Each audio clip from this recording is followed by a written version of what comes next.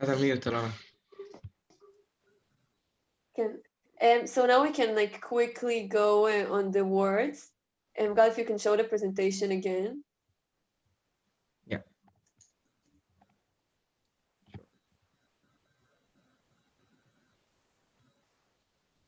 It doesn't have all of the words on the screen. The desert and through a sheep for him, which is like a lot of references to the actual, like in the second part of the song that we can't see on the screen. Like the poet is saying, if you arrive here, if you ever see with golden hair, then know that it's him. And like it's a very beautiful song. So we want to ask you, how do you think this song is different than any other commemoration song?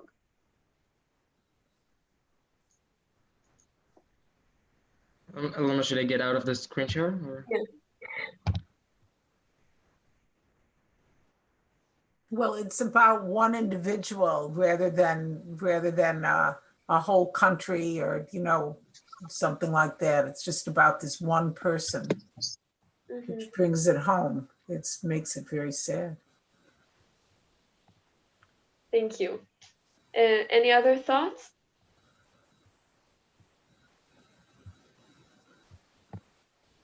Like what's special about this song? Like the reference to the, like I can say that to the actual book, it's very like unique. Also, the reference brings a lot more into the song because it brings all the feelings and thoughts you have about the book Le Petit Prince. Then you can like inject that on the fallen soldier. Yeah. And also, some of the things special about this song is that we don't know the name of the person that is behind it. In most, I think, almost all of the commemoration songs, they also share the story, but here they chose to remain him unknown. And also in the song, we don't see any hint on it or any explanation to how the soldier fell. It's more about meeting him and the feeling of him being gone. So the soldier whining. What? It's so sad that it happened during his training. You know, it's almost like a purposeless death, you know? It's not that they can say, oh, he was a hero in this way. He was trying to train up to something. And it's like saying he was so very vulnerable, smaller than everybody else, and died in the training. So it's a question that we're gonna touch later, but I think now it's appropriate after what you said. Do you think it makes him any less of a hero, the fact he died during training and not during war itself? Like, how does it make you feel about this soldier? I think maybe we're not concerned so much with heroes as with the value of a human life. So you feel the tremendous loss. And the loss is great whether he's a hero or he's not a hero. He's a little boy and someone that you love. Thank you so much. Beautifully said. So it relates to the second question that we're gonna ask. So as we explained before, the author Jonathan Geffen said he didn't fit in the army. He was small and weak, and everything was extremely hard for him. He was so small, and we knew something bad is about to happen to him. Yeah, we can see the words again. I can show. It's like all the words. So we want to ask you, why do you think he chose to write the song about him if he thought so? If he thought he was weak, and if he thought he was like not appropriate for the place?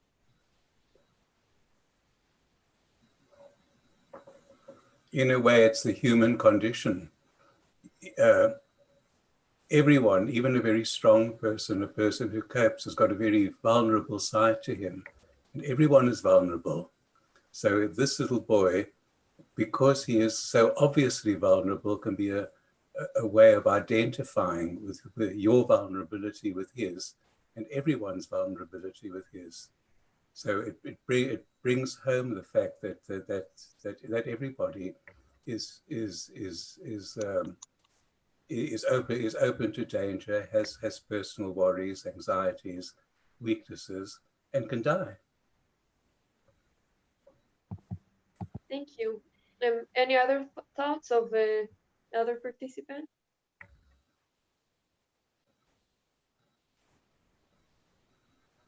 We can also ask, so what can we learn from like the connection to the Little Prince story?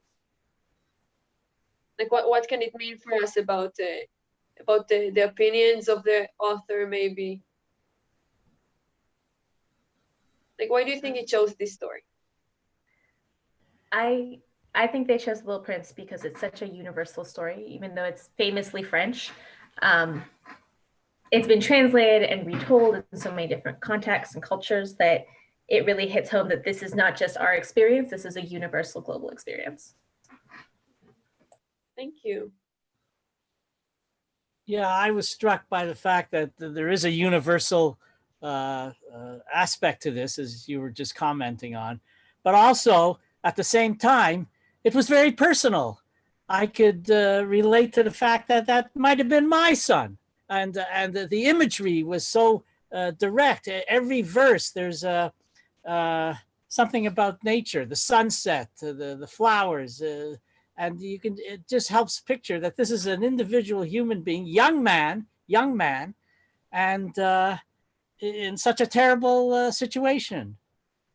So I could, it brings out a kind of empathy in me that I could relate to this individual young man.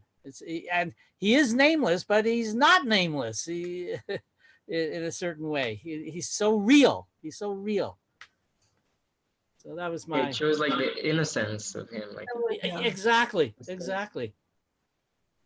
He seems very vulnerable, just young and the kind of person you'd want to protect.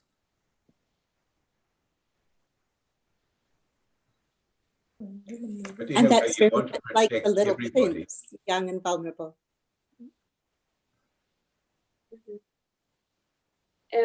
I think for us, as we grow up, we always look up to soldiers, and we always think like they're so strong and amazing and independent. And of course they are, but as we grow older, we get to see those are like actual human beings. Next year is gonna be Gal and I, and we can see that also not all of them were like the strongest and the most powerful people, and this is one of those stories.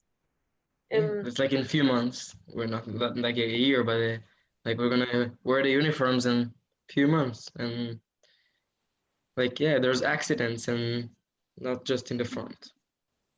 So another question we wanted to ask is, what do you think we can learn from this Little Prince, from his story?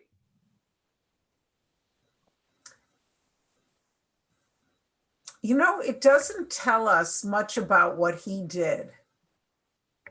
Like, we look at it and we think, what was his attitude towards his being smaller? Was he one of these very short people who are very aggressive or assertive, or did he feel vulnerable? We don't really know that from the story. We just kind of project onto him. That's what we're doing. We're thinking and projecting, and what we just think about is how vulnerable he is, and as Milton started to say before, how vulnerable we all are because of that. His vulnerability is something that we all see and we all feel. So perhaps it's not that we learn anything from the story. What it does is it brings out our emotions, the vulnerable, the weak side of our emotions, because everybody, no matter how successful he is, also feels to some extent he's small, he's powerless. There's that side to human nature. So it's not that you're learning something which you can put into words, but it brings out those emotions in you, which are common to the two people earlier on said universal. It brings out a universal aspect of everyone's experience, and it does it in a very strong, very poignant way. Thank you. I think something we can still observe from the story is that I think this little prince is very brave. He chose to go to one of the I don't know if he chose, but being in the paratroopers brigade is very challenging, and it's not really easy to get into. And he went and did that, and he tried so much, although a lot of people told him he can't. Like we can see from the words of Jonathan Geffen, he's saying like, we never thought he belonged and everything, and he was still there. And also like an interesting thing we can see from that, like if we look at it through the Little Prince story, in the story there's a lot of criticism towards the adult world and how things operate in the adult world, and it's not always the smartest and the best way. And maybe in some way calling him the Little Prince is like some kind of criticism towards our society or towards the army. Mm. Which I might say something there, Alona, that although you will think that all those in the front are just the young, that's not the case in the army. So when God forbid there's a war, then also the big commanders go there in the front. In other armies, at least in South American armies, the young and the least important, we'll say, soldiers will go to the front, and then the rest will stay in their tents. In Israel, is not the case. So when you unfortunately see like the killed soldiers, you can see them. They are like they die with just the new soldiers and those that have been like 10, 15 years in the army, because most of the what we call the kravit, the fighters, they all go there. So in Israel is different because the whole unit would go there. And I was in one of them. I was in the Nahal Brigade, and when we did the training, you could see that the main officers were in the front actually, and it is a criticism to Israel. But when this is the case, when it's no, I don't think when you grow up, first of all, for sure your parents told you, when you will be older, we won't have an army, right? I have heard this like 1,000 times. When I was in the kibbutz, I would tell the kids, because they were like, oh, in the army, I'll be there. I'm like, what, when you grow up, we won't have an army. I don't think we want the army. I don't think we want the war. I really don't think so. But this is part of, unfortunately, our reality right now. And yes, you are very young in my eyes. I call the new soldiers Yeladim, but it's just part of it. And it's just wanted to show you that it's just different from different armies. That's it. Yeah, to see our friends with uniforms right now, it's just like unbelievable. Like I can imagine to see them. Like, is it a costume? Like, it's not. You can process it. Thank you so much. So in the story that we told you now in this song, it was quite a long time ago, again, because we don't have the exact details of the person. We don't really know, but I assume it happened around the 60s or the 70s. But there's also very recent stories that have really beautiful songs about. So, Gal. So we're gonna move to the second one, the second song. So this song is I'm really connected to. So if you don't know, I in the last years I took part in this Israeli Scouts, and last year I was a counselor of grade 9, and every year in my town, grade 9 are doing like the ceremony of all the town, And while like building the ceremony and like all the text, I found this song, and it was like so it so touched me because it has the most special story.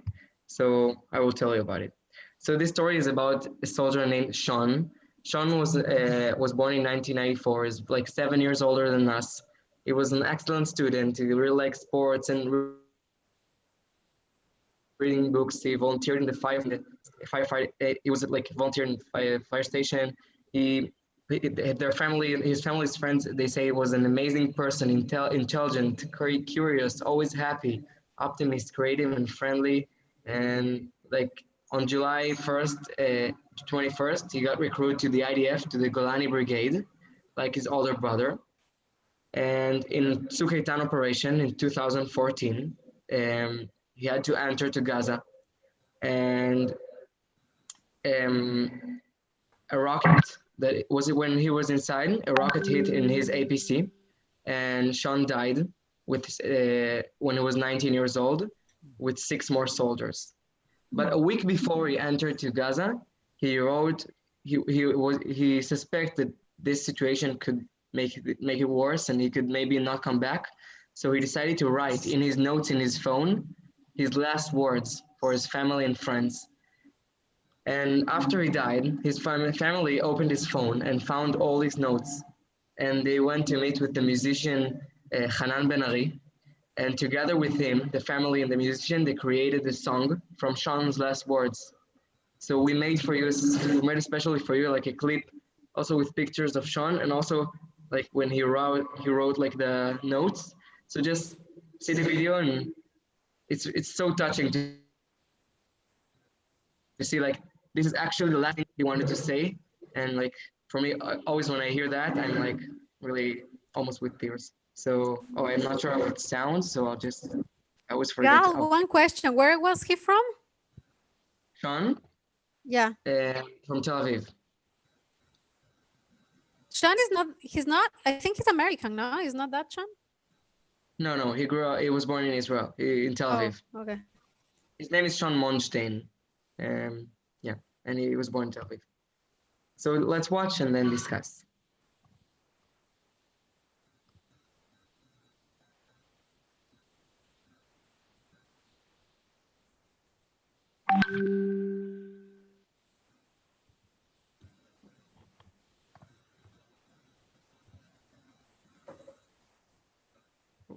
Oh, what did I do? Just said he wrote. Sorry, just disconnected. Okay.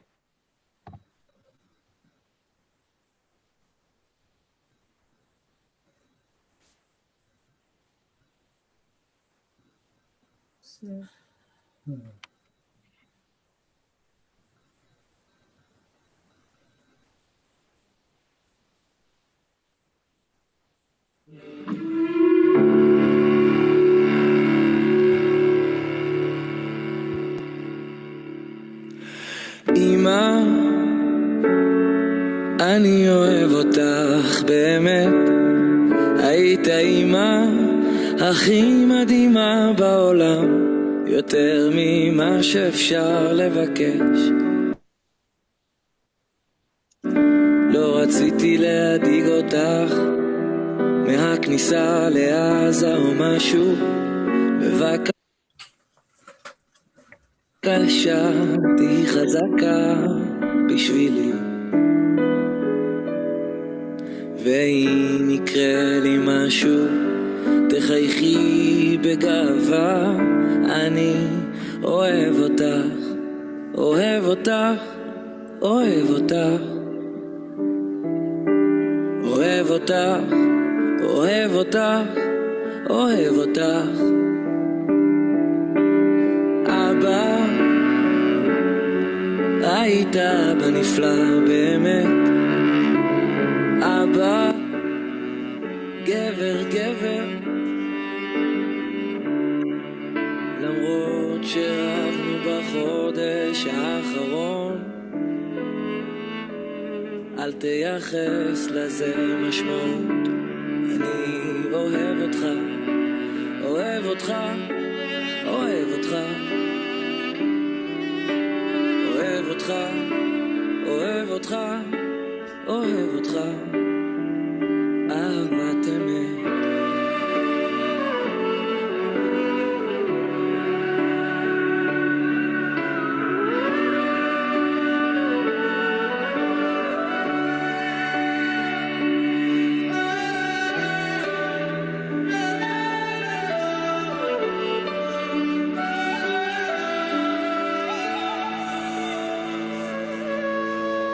שחף שיר לי ולכל הקרובים והחברים, אני אוהב אתכם, אוהב אתכם, אוהב אתכם, אני אתגעגע אליכם ומקווה שלא תתגעגעו אליי, כי אני שמח שנפלה בחלקי הזכות ליפול למען המדינה שלי. אני אוהב אותה, אוהב אותה, אוהב אותה, אוהב אותה, אוהב אותה, אוהב אותה. אז אם אתם קוראים את המכתבים, כנראה שהלכתי לישון. לילה טוב, שון.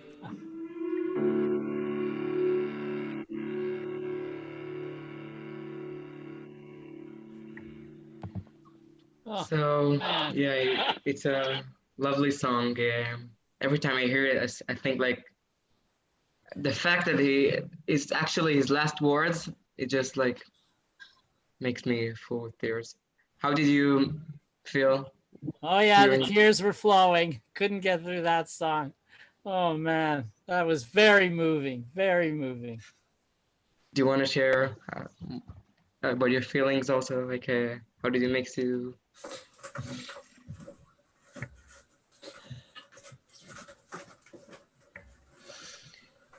Well, it was his goodbye note. He had things to say to his parents. He got to say them.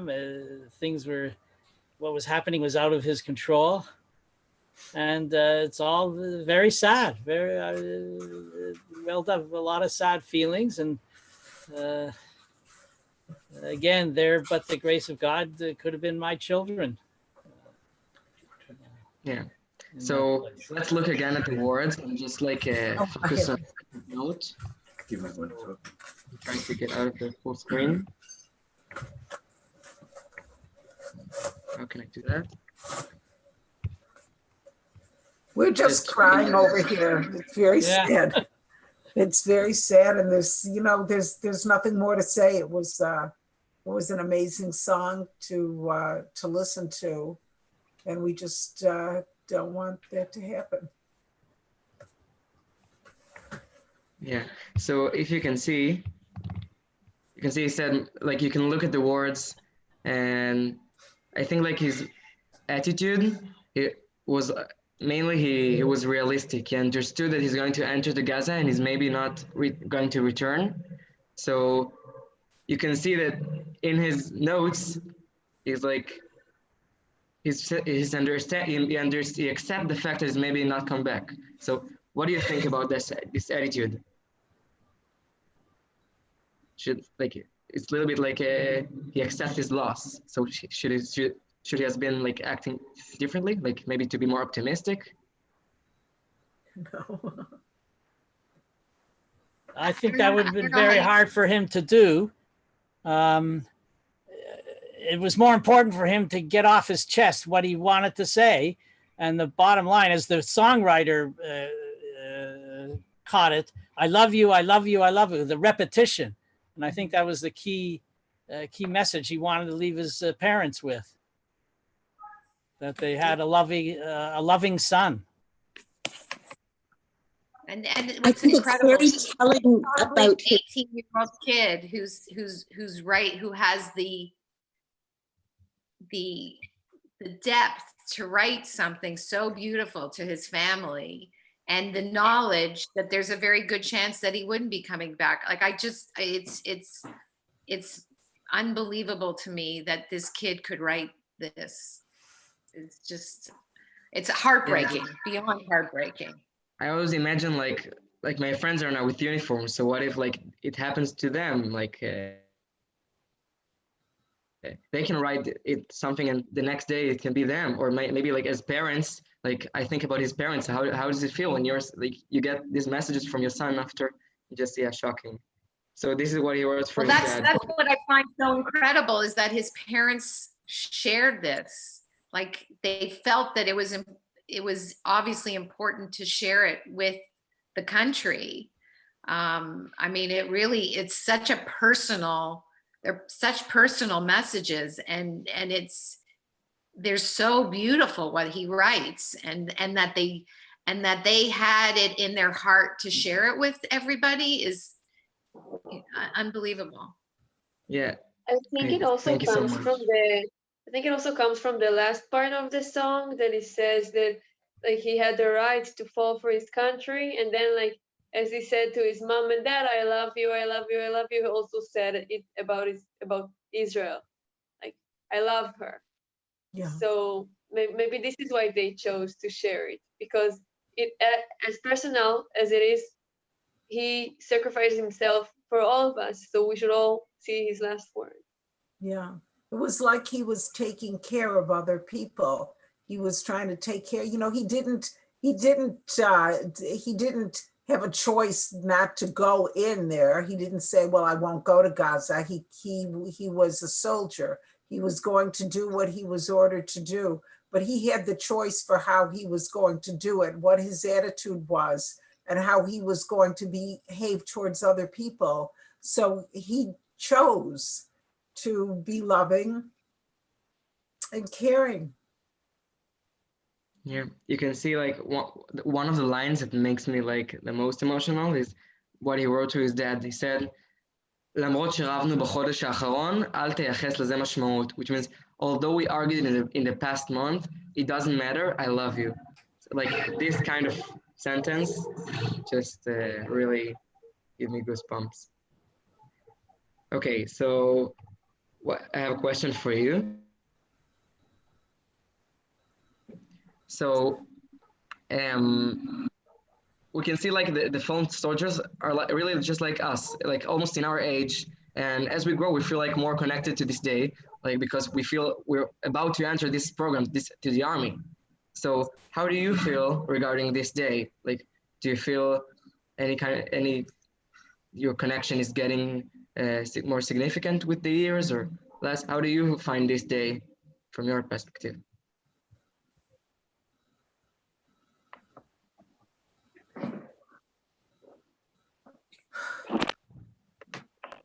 Any thoughts? Well, for me, it helps consolidate my feelings about Israel and everything that goes on. It stimulates associations. My son lived in Israel for a year, worked on a kibbutz, in fact, took part in some army training there. So it brings back all those memories, and as a parent, how concerned we were at times. So seeing this young man's poetry, basically, that letter is really poetry, and put to a musical song. It was very good to see, and if anything, I feel a consolidation of close feelings with Israel, and especially the young people that are called, like you guys, you're being called in to serve, and that's starting in the next few months. So I feel it more deeply at this point. Yeah, I also thank you. I also can say, like, when I was little, like Yom HaShoah really touched me, because I really imagine like how it's to be a kid in the Shoah, and like you hear the stories from your family, but as you grow older, like we are getting closer to the army, so the connection is getting more significant. And like it's about the time difference, like the Shoah, like the kids that were like the small kids today, they're less know they know less about the Shoah. And so when you're getting closer to something, also with the time, it's probably easier to remember. I think it's also as you grow older, it just feels more like more close to us, of course, because we come close with the age and we can see our older siblings and then our friends, then we get recruited. But also just it feels so real and so close, and like seeing that like thinking about the fact that he wrote those notes on the phone. I think how many stuff I write on the phone every day, and imagining to write your last words just like in the notes of your phone, it just makes it feel so close and makes those people feel so close to us and makes them feel like actual people. Like when you're young, you think, oh, like wow, soldiers, and it's such a great and people, and it's like so far away from you. And even like there's this story one of my friends told me that when he was young, he was walking with his dad in the street, and in the Yom Hazikaron, and then they saw a soldier, and he said, "Wait, but aren't all the soldiers dead? Like, he really like you're really far from that when you're a child, and and you like only know maybe the stories through Yom Hazikaron, but as you grow older, it really becomes a part of your life." For me and my family, the day is quite relevant for my mom, especially who's listening today too. One of her brothers was killed in 1948. He was very young. He was in the Gadna helping soldiers. So he wasn't a soldier himself, but he is buried on Har Herzl with the soldiers. And today we're going to have a Zoom meeting with members of the family in Israel. We, instead of going to Har Herzl like they always do, we're going to tell the story of what happened to him. So the aunt who was closest to his age is going to recount the story to us on Zoom. So it's really quite a significant and emotional day for all of us. Amazing. Thank you. So what do you think about like to write in your phone? Is it like a good method of leaving your last words there? It works.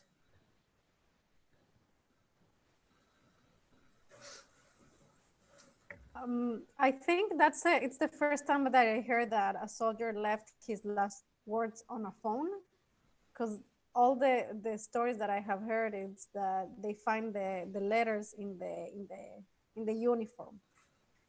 In several, there's a lot of songs about that, and it's so strange that you can find so many songs that were written by a soldier who felt that he was going to die. So he's like he's like saying goodbye, which for me that's something so crazy that you can feel that, and I'm sure like many others have felt that. But just like before, I wanted to, because I thought you were going to talk about a soldier called Sean. For me also the lone soldiers, because when you were saying like what do you feel in the diaspora about the army, but it's the nation's army, right? It's not just the Israelis who were born in Israel, but there's a lot of lone soldiers. Unfortunately, in the last couple of operations, we had lone soldiers who have been killed, and Sean was one of them, which now I see in the community here. I'm sorry, it's a hard day for me too. But this, for example, this Sean that I remember, he was born in Miami. He attended a shul. He was very active in his shul. He learned Hebrew. He was super Zionist, like a lot of our kids here. Then he joined the army, and he was killed after a year and a half. after his parents came from Miami, they had a funeral and there were thousands of people there, people who didn't know who he was. But it's just a feeling that we're all brothers and sisters, and this is us. It can be any of us. It was, you know, like the feeling. It could be our neighbor or cousin or brother. And even if this Shon, people didn't know this Shon, well, he was a Jewish young man who wanted to protect the homeland, because it's our homeland. It's even if we live here, right? That's home. So regarding that, how we feel about it, there's like a lot of lone soldiers there enlisted in the army, and many that have lost their lives for the state of Israel. Thank you so much. I have to say this. I think that like really shortly, I think that people in Israel we extra appreciate all the soldiers that are that came from abroad, all the lone soldiers, because like of course we appreciate each soldier, but knowing that people that weren't obligated to come and recruit chose to do it, it brings even more appreciation. And then when they sadly pass away, it's like even more touchy. Of course, yeah. So this song is one of the song of a huge project called Od Me'at Nahaphoch L'Shir, which means soon will be turned into songs. That's how the name of the project. It's a project of the radio station of the IDF, which a lot of like you take the last words or like poems that the soldiers wrote before their death, and you turn it into a song with a lot of artists. And there's a lot of songs, beautiful ones that you can find, and this is just one of them, and it's really beautiful.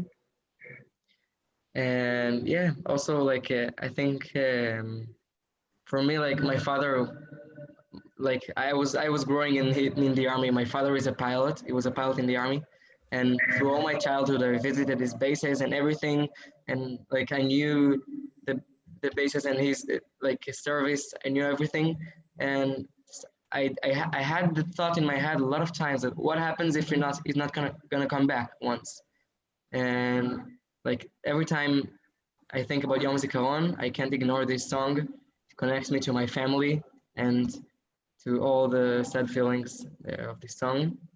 And yeah, it's such like my favorite song of Yom Zikaron. Do you have any thought, anything you want to share, anything you want to share with us before I we? really want to thank you for sharing this.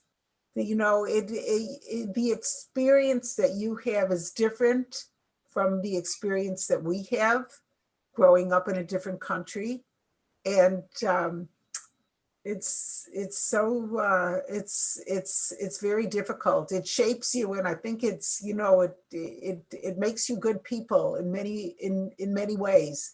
But it's different, and I thank you for sharing it. Sometimes we don't realize how different it is. And I'll just say there was one point when I was a teacher, and I was in my classroom after school had ended, and I was upset because my daughter was going away to college.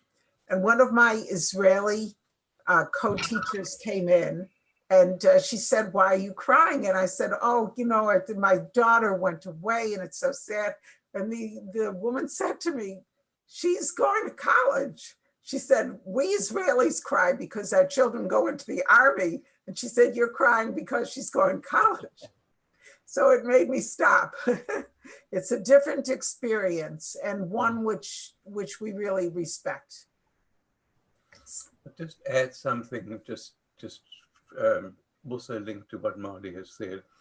You came to the Little Minyan a few weeks ago, and you spoke about the same things in a less emotional way, but we responded in the same very emotional way. Yeah, both of you have come and shared stories with us, and it's really meant a lot to us. Thank you.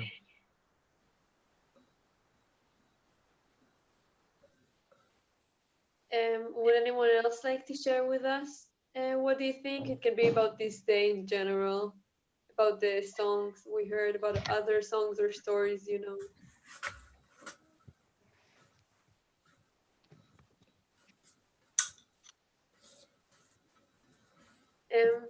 Okay, so thank you so much for participating in this activity. We hope you like now have a new story that you know, new stories to share. And we encourage you to hear more songs and to explore the meanings behind them, because always there's really deep meaning, especially like in commemoration, Independence Commemoration Day songs. Thank you And so you much. guys, Thank you. Thank you very Thank you much. guys so much. think about the soldiers in Yom Hazikaron. Thank you. Absolutely. Thank you. Thank you. Very Thank much. you so much, everyone. The Shinshinim have really great programs, so just check it on. Thank And you. we'll be in touch. Thank you so much. It's so nice to see you all as well. Bye, Thank you Alona. Thank you so much. Bye-bye. Bye, Thank you. Linda. Yeah, all right.